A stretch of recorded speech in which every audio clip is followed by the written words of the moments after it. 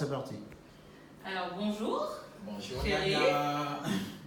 Sorna. Bonjour. Bonjour chers internautes. Sorna. Bonjour chérie.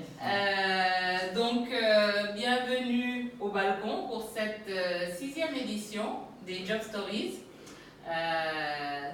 Présentée conjointement par Chérie Ndiaye et moi-même Nyanya Konate. Aujourd'hui, nous accueillons Madame Ndeye Sorna Camara. Bienvenue au balcon, Madame Ndeye Bienvenue Sorna. au balcon. Merci de me recevoir. Et avant de commencer quand même, on va dire un petit merci à Agora qui, comme d'habitude, nous fait Brice. Je pense que ton doigt est devant le... Non? D'accord. Agora qui nous reçoit. Voilà, Agora qui nous reçoit. Donc, Sorna, on va te laisser te présenter. Ok. Donc, merci Nania, merci chérie de m'avoir invité au balcon. C'est nous. Merci d'avoir accepté. Donc, je m'appelle Ndeye Sorna Camara. J'ai à la base une maîtrise en droit privé, en droit des affaires, et aussi un master en droit de l'homme et paix à l'université. En droit de l'homme et paix, hein?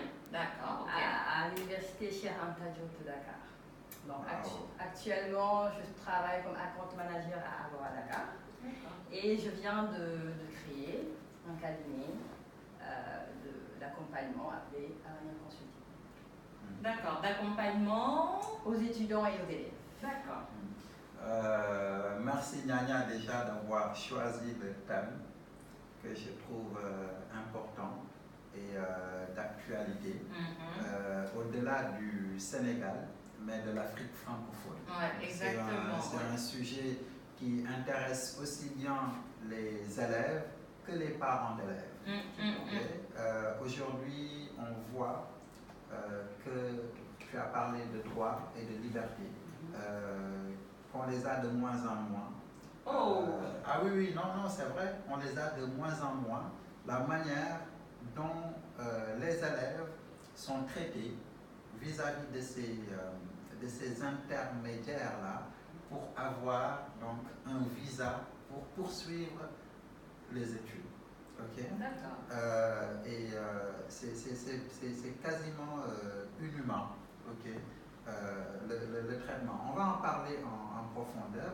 Là, c'est l'influenceur qui parle. Je sens qu'on va avoir une grande session aujourd'hui. Non, c'est le citoyen sénégalais meurtri qui ne comprend pas pourquoi 2 poids 2 mesures pour un service. Ok.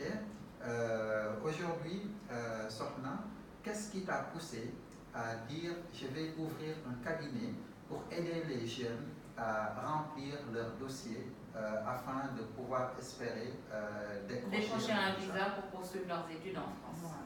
Donc, il faut savoir qu'actuellement, comme presque tout le monde le sait, que toute étude en France doit passer impérativement par Campus France. Il y a une exclusivité réservée. Impérativement. Tu ne peux Voilà. pas. Avant, nous, on pouvait contacter directement les universités, déposer nos dossiers. Voilà. Aujourd'hui, tout élève ou étudiant qui veut poursuivre ses études en France doit donc passer par Campus France pour déposer son dossier. Pour toute université publique.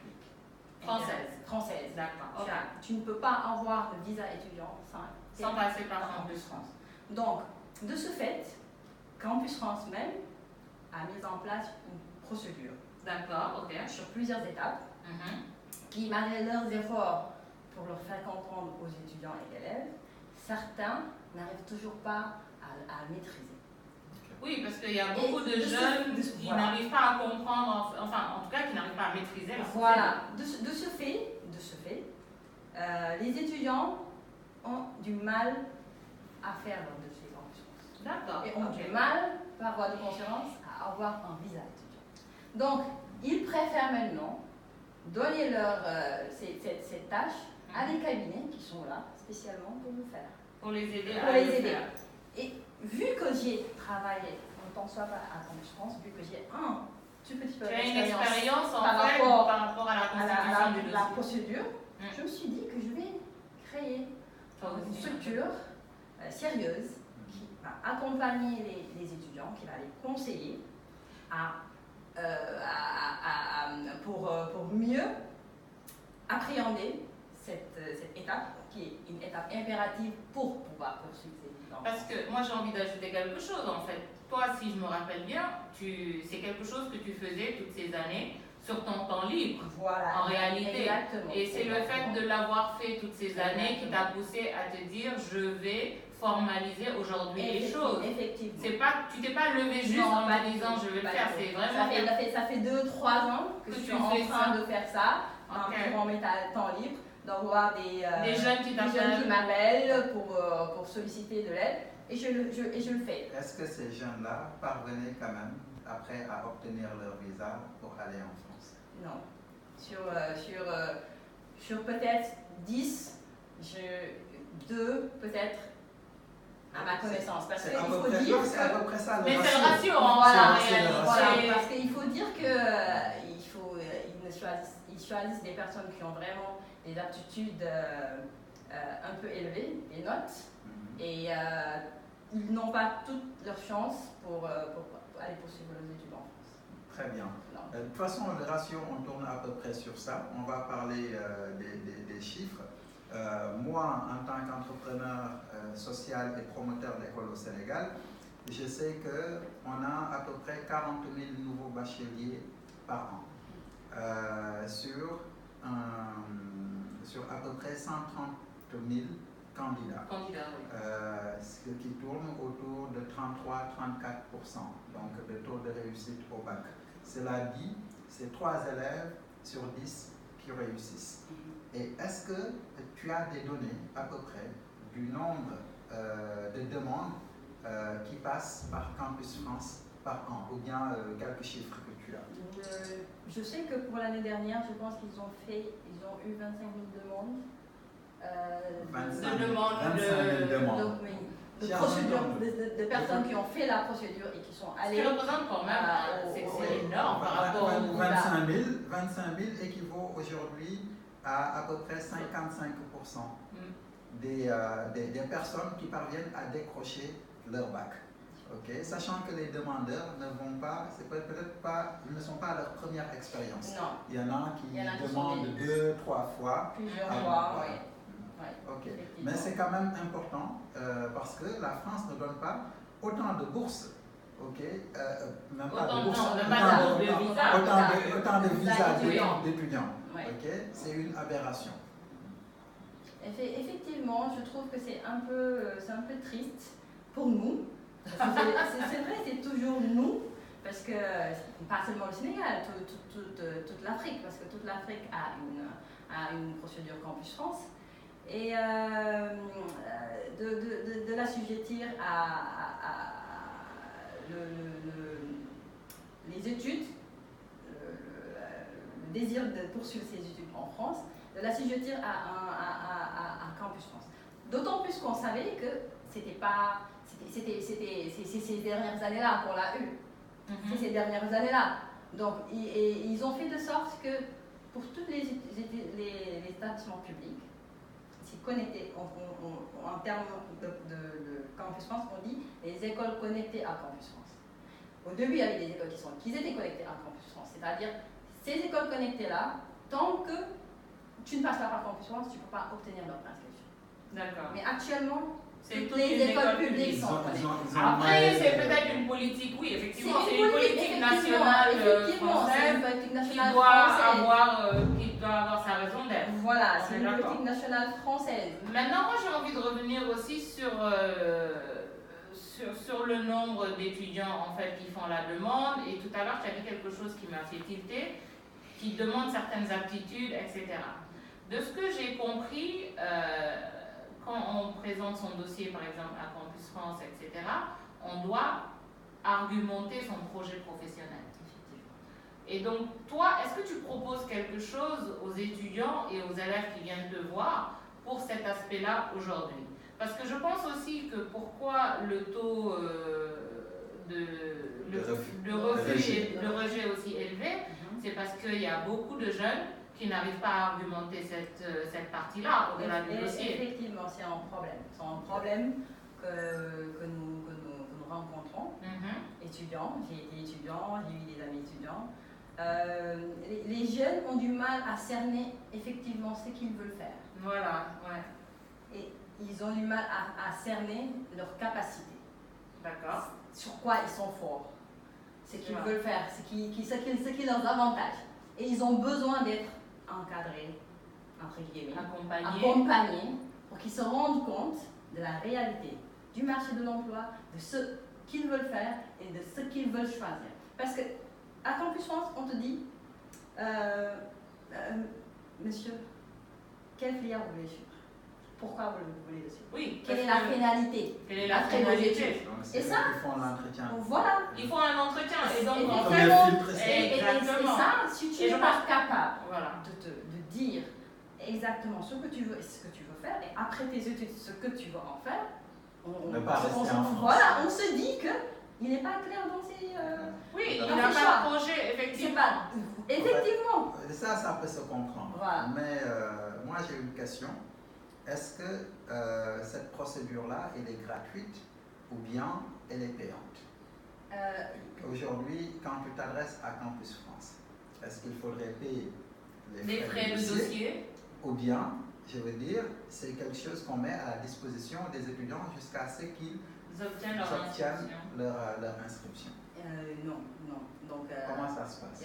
Au début, quand tu viens, ils ont comme je viens de le dire, c'est différentes étapes.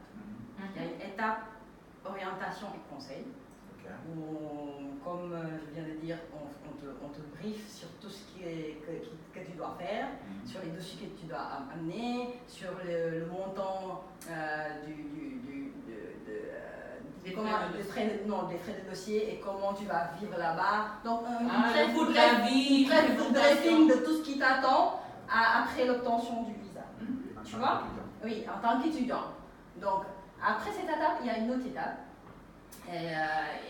Donc, après cette étape, c'est les dossiers qu'il faut mettre en ligne, qu'il faut valider, qu'il faut constituer. Et après cette constitution, on n'étudie pas ton dossier tant que tu ne payes pas les frais de dossier. Ok, donc en fait, c'est le paiement qui conclut ton dépôt. Qui active en fait exactement. Vraiment la motivation. Ça veut dire si tu ne payes pas, effectivement, derrière, je suppose qu'il y a beaucoup de ressources qui travaillent sur un dossier. Tant que tu ne payes pas, tu n'as pas le rendez-vous d'entretien. Et c'est après ce paiement-là que tu peux choisir le rendez-vous, qu'on valide, ce paiement doit être validé, et que tu choisisses le rendez-vous d'entretien. D'accord. Bon, je peux comprendre, parce que effectivement, c'est un deuxième filtre, parce que sinon, ils se retrouveraient, je pense, avec des centaines de milliers de demandes. Oui, c'est le premier filtre d'ailleurs. L'autre chose, est-ce qu'on peut avoir une idée du montant des frais de dossier? C'était à 50 000, je pense qu'ils ont augmenté ça cette année à 75 000. Oui, parce qu'ils ont d'autres services d'accompagnement qu'ils ont mis en place pour les étudiants. Ok, donc il faut faire l'accompagnement. Moi, il y a déjà quelque chose, c'est la base de données qu'ils ont. Des données quand même à caractère confidentiel, parce qu'ils ont tout de suite des informations sur les étudiants et les profils d'étudiants, acceptés ou pas.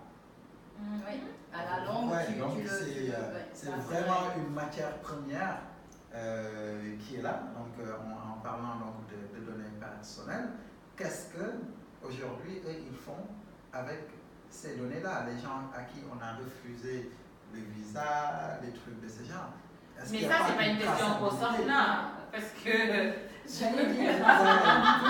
Oui, non, je pense pas que ce soit une question pour Sorna.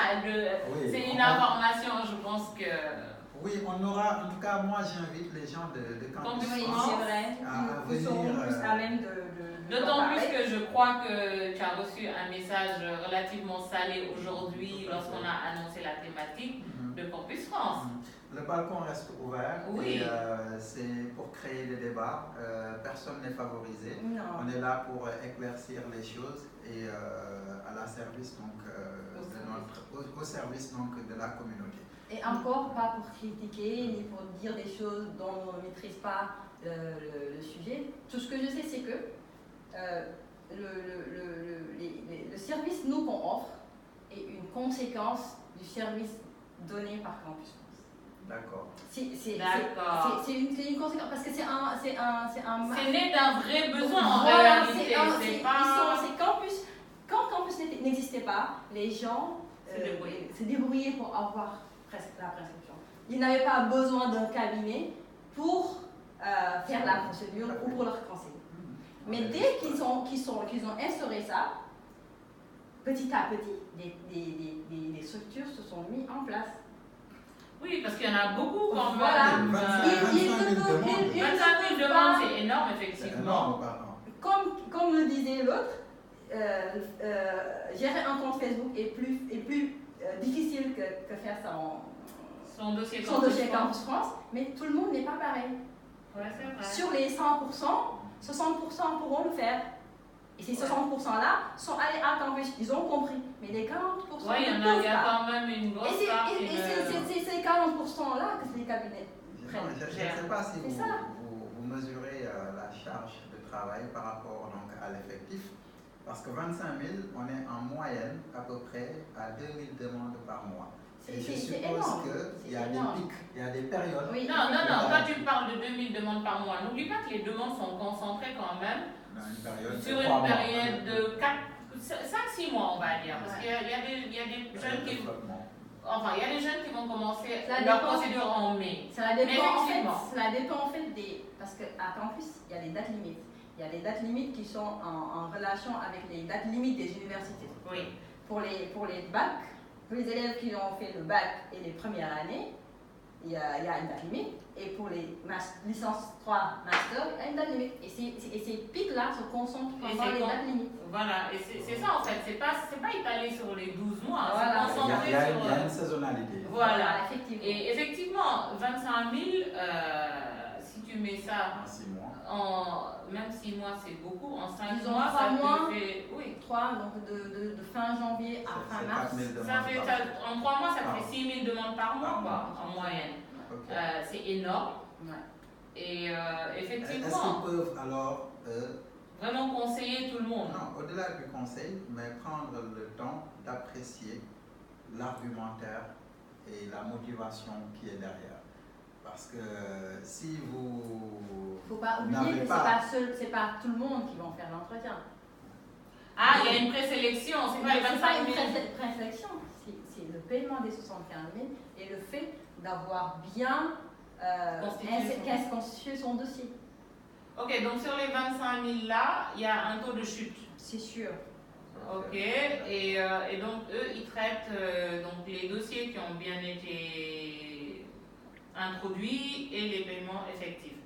Mais même si le taux de chute il est à 50%, je vais dire ça fait quand même 3 000 dossiers quoi.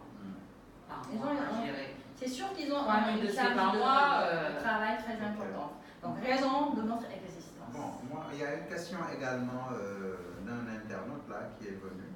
C'est aujourd'hui, avec les écoles de qualité qu'on note dans nos pays, qu'est-ce qui motive les jeunes à aller poursuivre leurs études en France? Moi, je ne peux pas dire non, honnêtement, parce que pour moi, c'est des histoires de liberté également. Peut-être que les gens qui disent ça connaissent déjà l'Occident. Il faut laisser chacun peut avoir son expérience. Voilà, faire son expérience. D'autres peuvent aller et revenir poursuivre leurs études ici. Ou l'inverse, des gens qui ont fait des lycées en Europe et qui viennent faire le truc supérieur ici. Le monde est ainsi fait. Il faut laisser les jeunes poursuivre leurs rêves, quel que soit le pays qu'ils souhaitent donc aller visiter, au-delà des études. Oui, je suis d'accord. Il faut vraiment laisser à chacun le choix, déjà, et faire ses propres expériences. Parce qu'on ne peut pas non plus, parce que je vois effectivement, on va dire, beaucoup de gens vont dire, ouais, pourquoi tu vas aller en France, c'est plus simple, etc. Mais il faut laisser la personne aller se faire sa propre idée et décider par elle-même si elle veut revenir, si elle veut rester ici. Et puis je pense qu'il y a beaucoup plus d'opportunités, beaucoup plus de filières, beaucoup plus de spécialisation. C'est vrai. Là-bas qui n'existe pas. Et il y a des gens qui sont forcés. Par exemple, j'ai une sœur qui a fait l'architecture.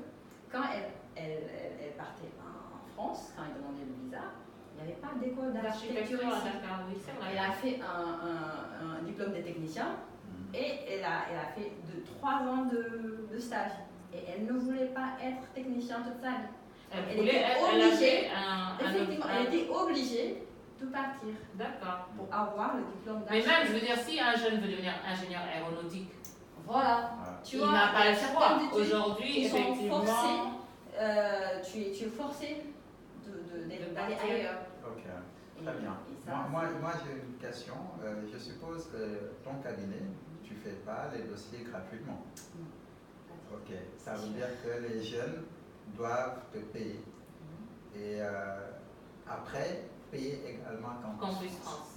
Est-ce que vous ne trouvez pas que c'est beaucoup pour un jeune, je veux dire, qui n'a pas encore obtenu le visa, parce qu'après il va payer les frais de visa, après le billet d'avion. Ah oui, mais tu sais, aller poursuivre ses études en France, quand même, c'est pas quelque chose qui s'improvise.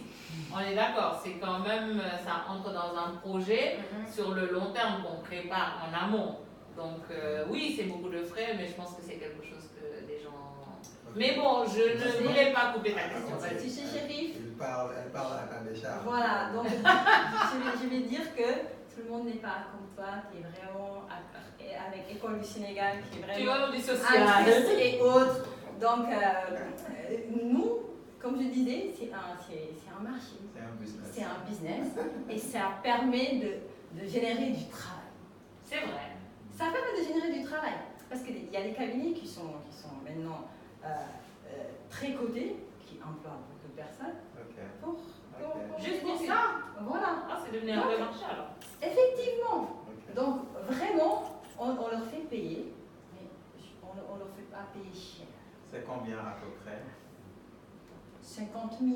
Ok, d'accord. Il y en a qui sont à 250 000. Voilà, j'ai entendu un cabinet qui était à 250 000. 180 000, tu vois. Donc, pour moi, je pense que 50 000, ça reste raisonnable. C'est raisonnable pour une personne. Je pense. C'est vrai que c'est dur, c'est vraiment dur. Ouais.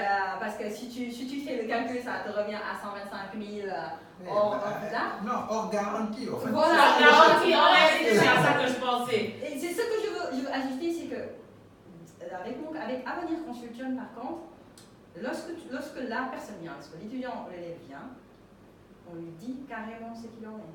Selon ses notes, selon ce qu'il veut faire, selon le filière qu'il veut prendre, on lui dit exactement ses chances de réussite. Okay. Et au moins, au début, il sait que ce n'est pas de l'arnaque. Ok, très bien. Parce que de toute façon, on nous donne les relevés de notes les 3 dernières années. Et avec ça, on voit le niveau. Voilà, avec l'expérience que tu as du fonctionnement. On voit le niveau de l'étudiant. Est-ce que vous avez plus d'élèves qui viennent du public ou du privé? Du privé et du public. C'est égal. J'ai eu les deux. Okay. Est-ce qu'il y en a qui viennent des régions également? Parce qu'on parle du Sénégal, on ne sait pas Dakar. C'est ça, on a tendance à oublier que... Le truc, c'est que presque toutes les écoles de formation privées ou publiques sont à Dakar. Donc, pour ma part, je n'ai eu que des personnes qui étaient. Il y en a qui sont de Kaolack ou de Thiès. Qui sont originaires, mais qui vivent à Dakar et qui étudient ici. D'accord. Ok. Bon. Moi, j'ai plus de questions. Notre émission tire à sa fin. Merci beaucoup, Sorna. Peut-être le mot de la fin? Oui, donc je vous remercie encore une fois de m'avoir permis de m'exprimer par rapport à ce petit bébé que je viens de mettre en place. Encore une fois, ce n'était pas pour critiquer Campus France, au contraire. Il y a mes amis qui sont là-bas, je les connais, je leur fais un coucou au passage parce qu'ils font vraiment du bon travail. Et c'est seulement pour les prêter main forte parce que le nombre de demandeurs est assez élevé et loin de nous le désir de les concurrencer. Ouais, au contraire, on ne peut pas donner l'aval pour le visa. Donc c'est seulement une manière de un accompagnement des jeunes pour qu'ils maximisent leurs chances. Voilà, c'est ça. D'accord. Et je crois que la campagne 2019-2020 vient de démarrer. Effectivement, voilà. Pour le donc je vous attends tous okay. pour un accompagnement. Donne ton numéro de téléphone et tes contacts. Voilà, donc c'est le 77 371 70. Et il faudrait appeler juste pour négocier, pas pour autre chose. Pas pour autre chose, voilà. Donc je vous attends. Donc de toute façon, il y a un compte Facebook d'Avenir Consulting. Il y a aussi un numéro de téléphone dedans. N'hésitez pas à m'envoyer des mails. Et on mettra de toute façon les contacts sur la page ISA pour les gens qui sont intéressés pour être accompagnés par Avenir Consulting. Merci beaucoup. Merci chers internautes, à très bientôt.